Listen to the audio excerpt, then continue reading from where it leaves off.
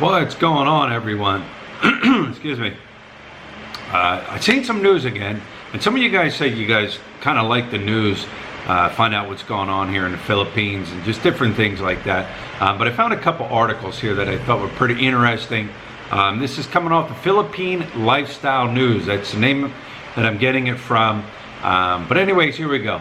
11 American fugitives deported from Philippines to face justice in the USA. It goes on to say, 11 American fugitives arrested after hiding out in the Philippines have now been deported to face justice in the USA. The announcement was made on the website of the U.S. State Department on Friday, June 14th, so this is about a week old. The U.S. State Department said the 11 fugitives were arrested by members of the Diplomatic Security Service, or the DSS, detailed at its embassy in Manila during a 9-month-long operation. The statement, signed by the department spokesman Morgan Ortega, said within a 9-month span from August 2018 to April 2019, that would be 12, okay, 9 months. The U.S. Department of State, DSS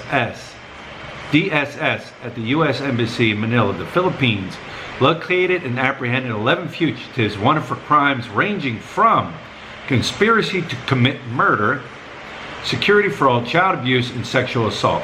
DSS worked with the U.S. Marshal Service and Philippines law enforcement partnered to return these fugitives to face justice in the United States.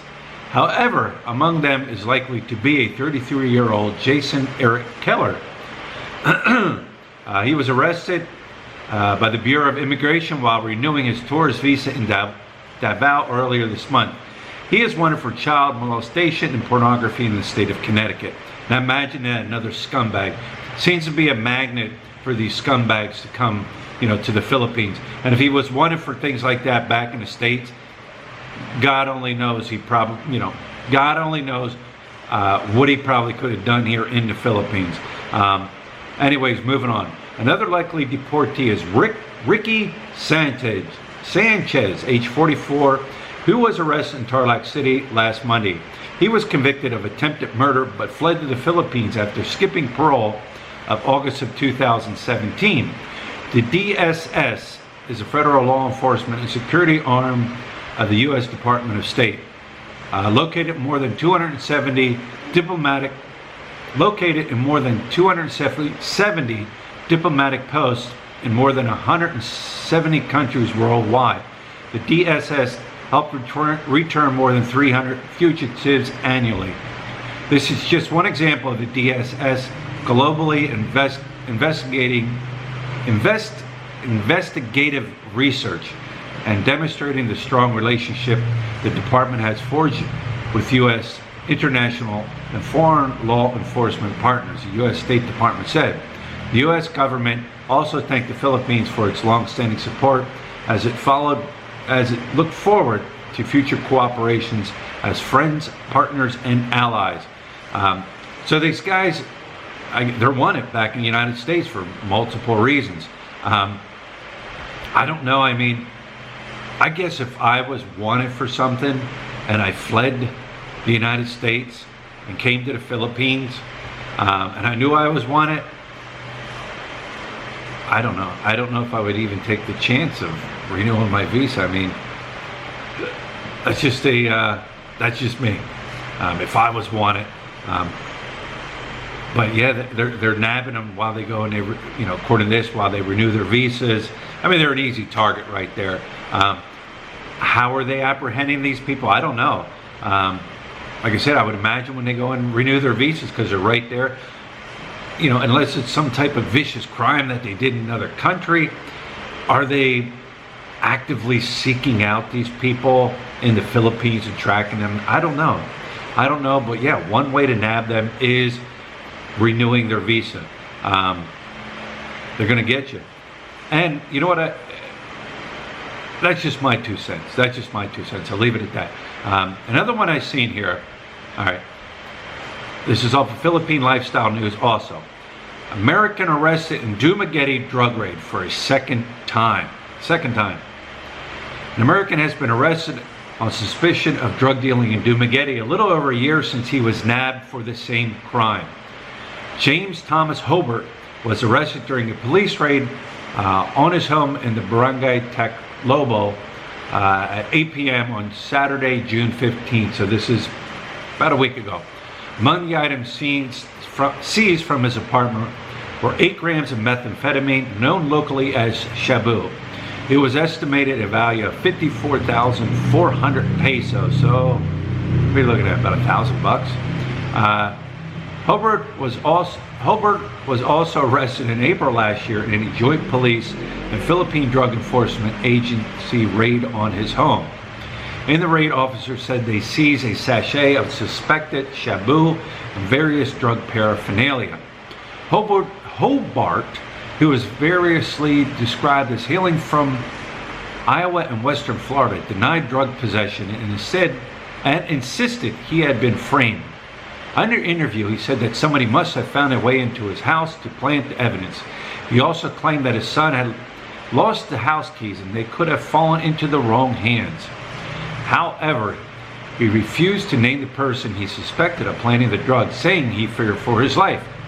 Somebody must be in the house, and I cannot say who that person is, or else my life will be over, he told investigating officers. It has not been confirmed whether the charges against him were dropped or if he had been granted bail following his first arrest. According to the following pieces of evidence were seized during Saturday's Dumaguete raid. 1 elongated transparent heat-sealed plastic sachet containing suspected shabu powder granules for buy bust, and 1 500 peso bill as buy bust money. 1 elongated transparent heat-sealed plastic sachet containing suspected shabu powder and granules. 2 medium transparent heat-sealed plastic sachets containing suspected shabu powder and granules. 1 big transparent heat-sealed plastic sachet containing suspected shabu powder granules, and 234 pesos in cash. The suspect, age 50, is now under the custody of the Dumaguete police station, while appropriate charges for violation of Republican Act 9165 or the Comprehensive Dangerous Drug Acts are being readied against him.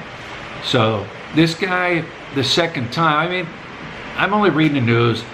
We don't know, the whole thing. News only will put out there what they want you to hear and what they want you to see. The thing is, drugs is a nasty thing. I mean, you don't want to get hooked on it here. I mean, it's a nasty thing. I mean, I've seen it, how it eats people up, how it destroys people, how people lose things, They're looking for that high. It's a nasty thing. Major problem here in the Philippines. The dirty's war against drugs. But yeah, it's the second time. Now, I think Lut was telling me that you can bail out on a shabu. If they catch you with shabu. I would imagine if it's big, massive quantities, you're not going anywhere.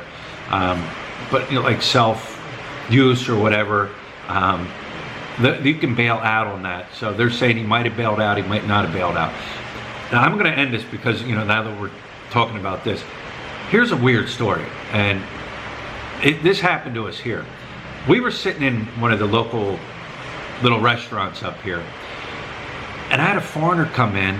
And he looked at me, and I looked at him, and I didn't know if he was American, Australian, Canadian, whatever nationality. It doesn't matter with this story. We were sitting there for a while, and he came up to me, and he goes, "Hey, do you know where I can find some good cocaine?" I'm like, "What?"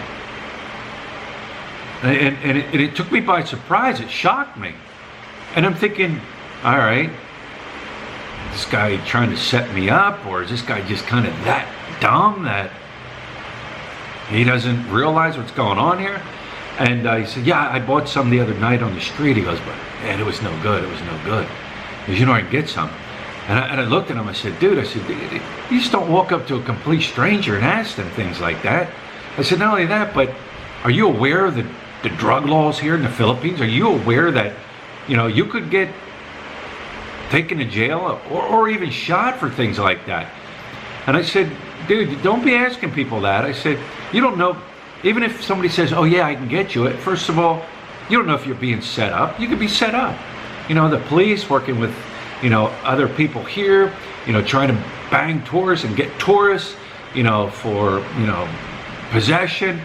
Yeah, I told the dude, I said, man, that dude, don't be running around asking people for that. But here's my thinking. I'm thinking possibly this guy was addicted to it prior to coming over here, and now he's jonesing for it. He wants it, and he'll pay for it, and he doesn't realize, or he doesn't care what could possibly happen to him. But yeah, that was one of the weirdest things that ever happened to me here when we were out and about. So anyways, guys, like I said, some people like these little bit of news clippings that go on here. People don't read them or don't hear about them unless they're like really big, massive news stories here. So I figured I'd share that with you guys. Stay tuned. We got a lot more coming up, and we'll talk to you later.